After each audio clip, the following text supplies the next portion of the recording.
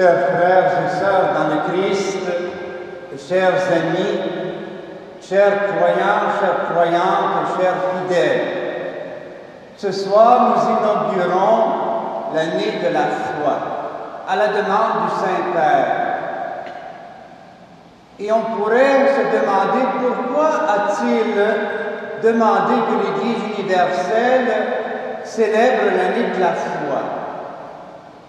Je dirais pour plusieurs raisons. D'abord, l'année de la foi marque le 50e anniversaire de l'ouverture du Concile Vatican II. Le Concile du Vatican II s'est ouvert il y a 50 ans, le 11 octobre. Il y a 50 ans, faites le calcul.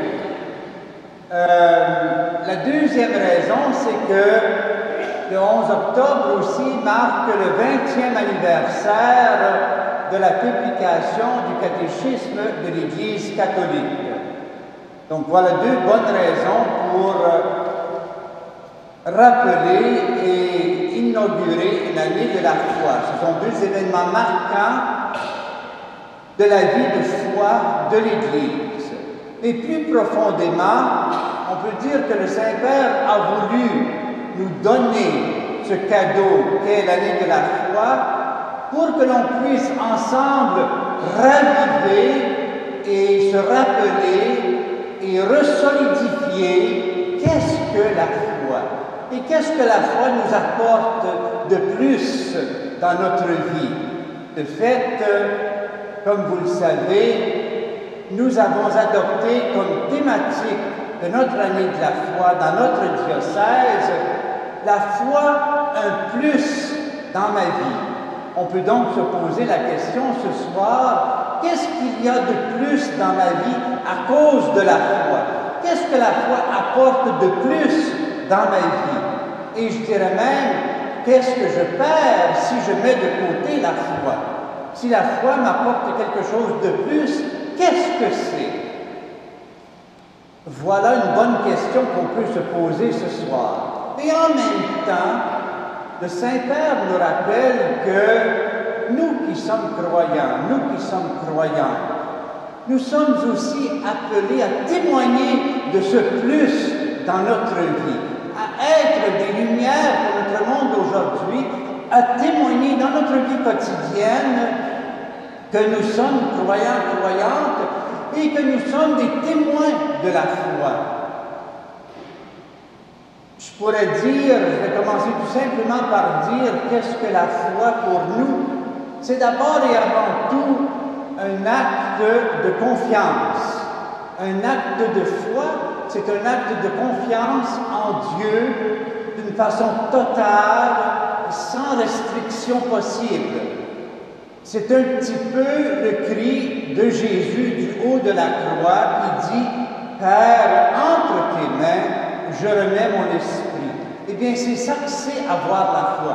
Avoir la foi, c'est d'abord et avant tout se mettre dans les mains de Dieu, sans condition, d'une façon totale, comme si nous, chacun et chacune d'entre nous, étions du haut de la croix et nous disions « Père, entre tes mains, je remets mon esprit. » Parce que je ne peux pas faire autrement. C'est pour ça que ce soir, un petit peu pour attiser notre faim de témoigner de la foi, et on a raison de témoigner de la foi, j'ai invité une personne à venir partager avec moi cette homélie et partager avec moi et avec vous son expérience de foi, qui n'a pas été facile, mais comme nous le rappelait Paul dans la deuxième lecture d'aujourd'hui, de ce soir, même si nous sommes abandonnés, nous ne sommes pas désemparés. Même si ça va mal, nous tenons bon, nous tenons le coup. Alors j'invite ce soir à venir partager avec moi qu'est-ce que la foi et qu'est-ce que la foi, quel est le plus qu'apporte la foi dans sa vie. Je me souviens bien de son nom parce qu'elle porte presque le nom de ma mère. Ma mère, c'est Lucienne Morin. Alors, je vais inviter Trottier-Morin à s'avancer. Bien sûr, viens, Lucie. Alors, Lucie et Lucienne, ça se rapproche Luc aussi, c'est toute la même racine. Approche-toi du micro, Lucie. D'abord, je te remercie, Lucie, de venir ce soir pour partager avec nous ton expérience de croyante, de personne qui a la foi. Écoute, est-ce que tu peux nous dire d'abord quelques mots de toi, qui tu es, d'où tu viens, qu'est-ce que tu fais? Enfin, tu arrives ce soir avec nous, tu tombes pas du ciel. Bien sûr, mon nom c'est Lucie Trottier-Morin. Je suis de Trois-Rivières depuis toujours. Je suis infirmière à la retraite et je travaille actuellement, je fais beaucoup de bénévolat au Centre de prévention suicide parce que je pense qu'on va aborder un petit peu ce thème-là justement. Donc, je reprends tout simplement. Elle est Lucie, elle est infirmière, maintenant à la retraite et elle fait du bénévolat. Tu es mère de famille, non seulement mère de famille, mais je pense grand-mère depuis quelques temps. 4 mois seulement. 4 mois qu'elle est grand-mère. On l'applaudit bien chaudement.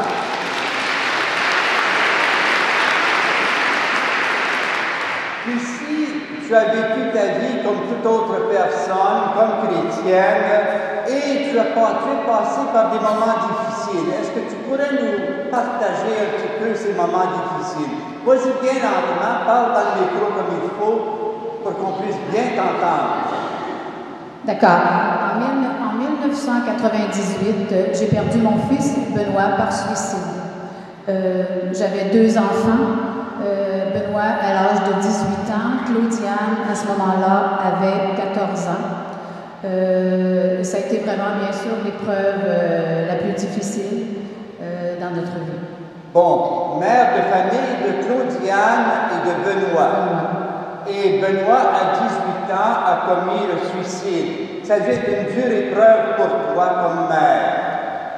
Je ne peux pas m'imaginer la souffrance que cela peut apporter, sinon que seulement un cœur de mère peut souffrir cette souffrance-là.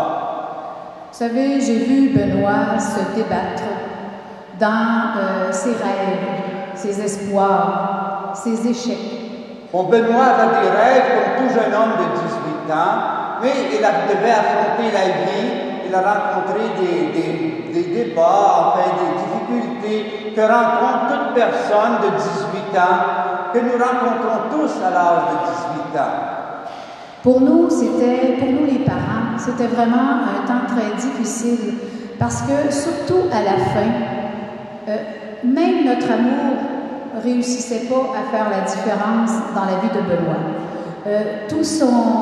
Toutes les suggestions qu'on pouvait lui apporter, ça tombait dans le vide. J'ai vu son désespoir, j'ai vu sa détresse à Benoît. Bien sûr, c'est une jeune personne qui est passée par le désespoir, par la détresse. Et malgré l'amour qui entourait Benoît, ça ne suffisait pas. Il y a quelque chose qui s'est passé et on ne comprendra jamais cela. Ça se passe à l'intérieur de la personne et Dieu seul peut comprendre cela. Alors, comment tu as vécu ça, toi, une personne de foi? Vous savez, après son décès, on se complaisait, mon mari et moi, à penser que Benoît avait enfin trouvé du repos. Je faisais des lectures, je lisais sur la miséricorde de Dieu, je lisais sur son amour, sur la confiance, comme vous disiez tantôt. Mais je me suis mise à douter aussi. Parce que, vous savez, le côté sombre de sa mort, le suicide, faisait en sorte que je doutais énormément que toutes ces belles paroles soient aussi pour Benoît. Bien sûr. Alors on cherche des réponses, on cherche à comprendre, on cherche en Dieu ce que Dieu nous a dit qu'il est miséricorde, on cherche des réponses. Nous ne sommes qu'humains finalement. Mais la foi nous dit quelque chose de Dieu de plus. En fait, j'ai eu la chance, Clément Grenier, le prêtre qui connaissait Benoît, il avait accepté de me remettre son homélie, le texte de son homélie. Alors, quelques années plus tard, quand ce nœud-là, parce que moi, j'avais l'impression que je pouvais supporter bien des choses. Mais de penser que Benoît souffrait encore plus après son décès, ça, je ne le supportais pas. C'est ça. Alors on cherche en Dieu une certaine réponse que Dieu seul finalement peut nous apporter? Et la réponse est que Dieu est miséricorde. On ne peut pas aller plus loin que cela. C'est ce que nous apporte la foi. Vous savez, dans le texte d'homélie que Clément m'a remis, Clément me rappelait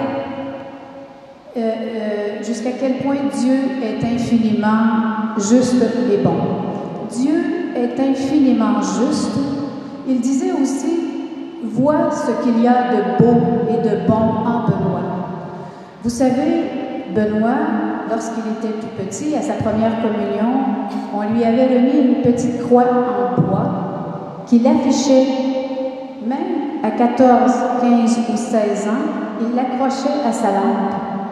Alors, disait, vois ce qu'il y avait de bon en Benoît. Lui aussi, il est ton enfant. Moi, en fait, je me disais, est-ce que ça se peut que j'avais oublié que Dieu habitait aussi le cœur de Benoît? Alors Clément me le rappelait de si belle façon. Dieu est infiniment juste. Dieu ne nous abandonne pas dans les plus grandes difficultés de nos vies. C'est l'expérience de la croix du Christ. Est-ce que Dieu abandonnait son Fils du haut de la croix? Qui nous séparera de l'amour de Dieu, dit Saint Paul? Rien, absolument rien ne nous séparera de l'amour de Dieu manifesté pour nous sur la croix du Christ. C'est notre seule consolation finalement. Et c'est une consolation qui nous vient par la foi. Et aujourd'hui, maintenant, qu'est-ce que tu fais? En fait, aujourd'hui, je m'investis énormément au Centre de prévention suicide, justement. Alors, tu travailles comme bénévole au Centre de prévention suicide. Quelle réponse vraiment extraordinaire que tu donnes à cette expérience de vie. Beaucoup de gens auraient peut-être désespéré et n'ont pas changé ou transformé cette expérience en du positif comme tu l'as fait.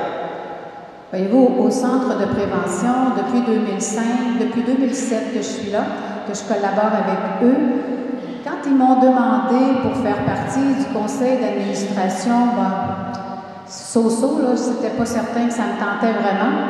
Mais lorsqu'on m'a dit, Lucie, tu pourrais représenter les endeuillés à la table du conseil d'administration.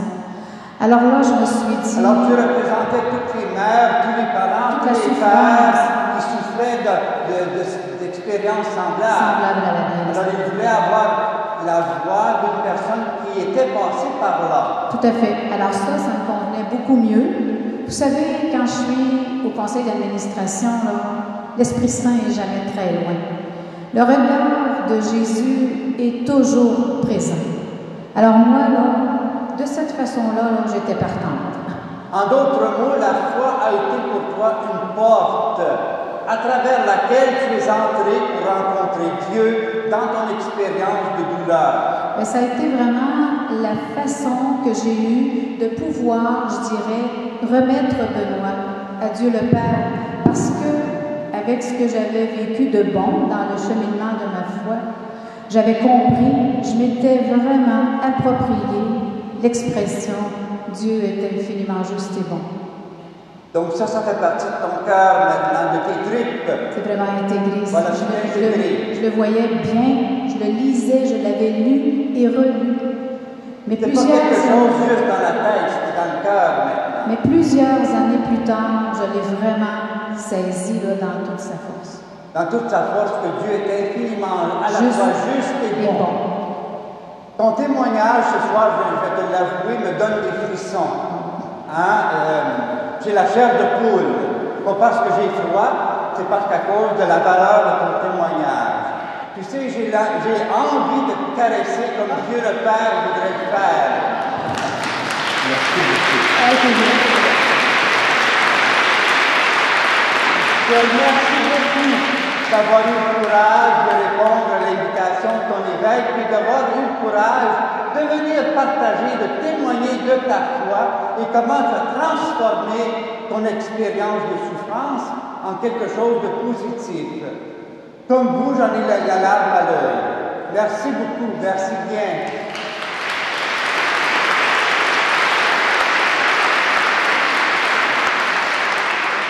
Alors voilà, mes chers amis, ce que c'est que de témoigner de la foi. La foi, elle est là, on prend ça pour acquis quand ça va bien. Quand ça va mal, on a tendance à oublier et, je dirais même, à abandonner la foi. Nous ne sommes pas des personnes d'abandon, dit la lettre aux Hébreux. Nous sommes des personnes de foi. C'est-à-dire, et je reprends les paroles de Paul qui résument ce que Lucie vient de dire. Voici, à tout moment, dit saint Paul, nous subissons l'épreuve, mais nous ne sommes pas écrasés. Nous sommes désorientés, mais non pas désemparés. Nous sommes pourchassés, mais non pas abandonnés. Terrassés, mais non pas anéantis. Partout et toujours, nous subissons dans notre corps la mort de Jésus, afin que la vie de Jésus, elle aussi, soit manifestée dans notre corps. En effet, nous les vivants, nous sommes continuellement livrés à la mort à cause de Jésus, afin que la vie de Jésus, elle aussi, soit manifestée dans notre existence mortelle. On peut appliquer cette parole à toutes les expériences de notre vie. Écoutez, vous avez entendu l'expression « gérer la décroissance ». Bon, on parle de ça, on ferme des couvents, ou on ferme des églises ou des paroisses. Entre vous et moi, mes chers pères, mes chers fidèles, je ne suis pas ici pour gérer la décroissance. Je suis ici pour gérer la croissance de la foi. Voilà. Je crois, c'est pour ça que je parle, saint Paul. J'ai cru, c'est pour cela que j'ai parlé. C'est-à-dire, la foi, c'est toujours un plus. Mais comment cette croissance-là va se faire? Je ne le sais pas. Ça ne veut peut-être pas dire qu'il y aura 4 édifices d'église sur les 4 coins des rues, mais je suis certain qu'il peut y avoir des communautés chrétiennes sur les 4 coins d'une rue. C'est pas pareil. La foi est telle qu'on n'a pas à abandonner ce que l'on croit. Les choses matérielles vont disparaître, dit saint Paul. Des choses, mais la foi va demeurer et va nous soutenir à travers toute difficulté. Nous ne sommes pas là pour croire quand les temps vont bien. Nous sommes là pour croire et témoigner de notre foi. L'exemple de Lucie en est le témoignage parfait. Nous sommes là pour témoigner quand ça va mal. Il ne faut pas abandonner quand ça va mal. Au contraire, il faut tenir bon. Comme le dit saint Paul, est-ce qu'il faut se demander la question?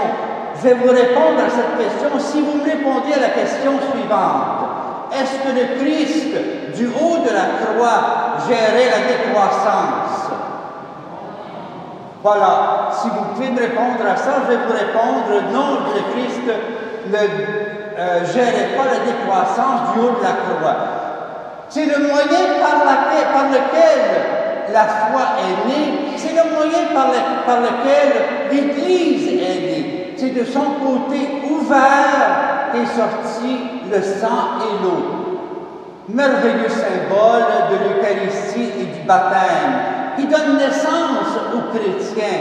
Est-ce que les chrétiens et les chrétiennes qui étaient jetés au lion pendant 400 ans du début de l'Église, est-ce qu'ils géraient la décroissance? Ça a été la semence de la foi. C'est pour ça qu'il ne faut jamais, si nous subissons des moments difficiles, c'est là, à ce moment-là, qu'il faut croire, non pas abandonner la foi. Je vous dis, en relisant un petit peu dans ma propre tête, comme vous pouvez le faire, les épreuves à travers lesquelles mes parents sont passés. Est-ce que ça a fait qu'ils avaient moins la foi? Au contraire, ils ont duré jusqu'au bout. Mon père, qui est décédé à l'âge de 64 ans, c'est un homme qui avait la foi et qui disait jamais on aurait pensé qu'il n'irait pas à l'église le dimanche, qu'il ne pratiquerait pas sa foi, mais jamais il ne nous a imposé la foi. Il nous a toujours proposé la foi. Et sa maison, c'est un petit peu comme l'église catholique qui accueille tout le monde. Ses meilleurs amis n'étaient même pas catholiques, mais il accueillait tout le monde dans sa maison.